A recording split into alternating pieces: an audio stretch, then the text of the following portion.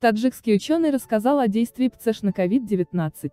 Таджикский ученый, профессор Саидбек Сатаров, рассказал о взаимосвязи между смертностью от коронавируса и вакцинацией против туберкулеза.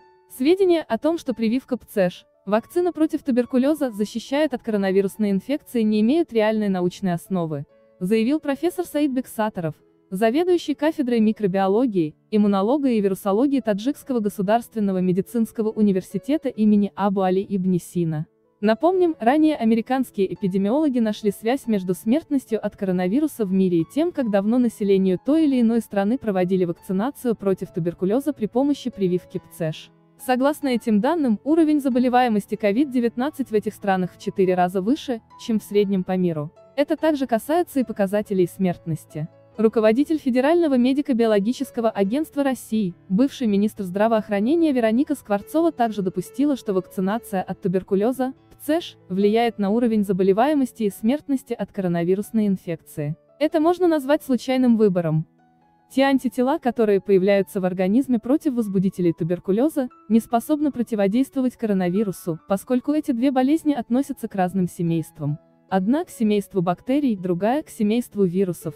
Между ними нет ничего общего. Поэтому я не могу согласиться с таким мнением, заявил Саидбек Сатаров, передает Хавар. По мнению Саидбека Сатарова, вирусы нового штамма COVID-19 не могут существовать достаточно долго в окружающей среде при температуре 25-30 градусов. Оболочка вируса состоит из белков и масел, а на свежем воздухе они быстро погибают.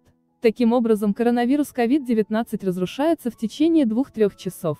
Однако при более низкой температуре штамм может существовать в окружающей среде и 2-3 дня. По состоянию на 11 апреля в Таджикистане не зафиксировано ни одного случая заболевания коронавирусом. Также из стран Центральной Азии коронавируса нет в Туркменистане. Тем не менее, в Таджикистане принимаются беспрецедентные меры по профилактике коронавируса. В режим повышенной готовности по приему заболевших граждан приведены несколько больниц.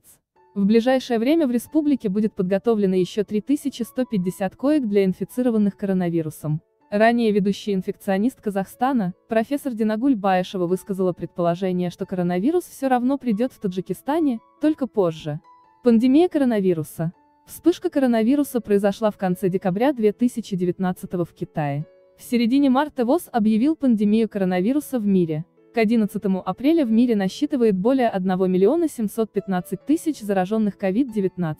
За день стало больше заболевших почти на 94 000 человек. Список умерших увеличился более чем на 107 000 человек.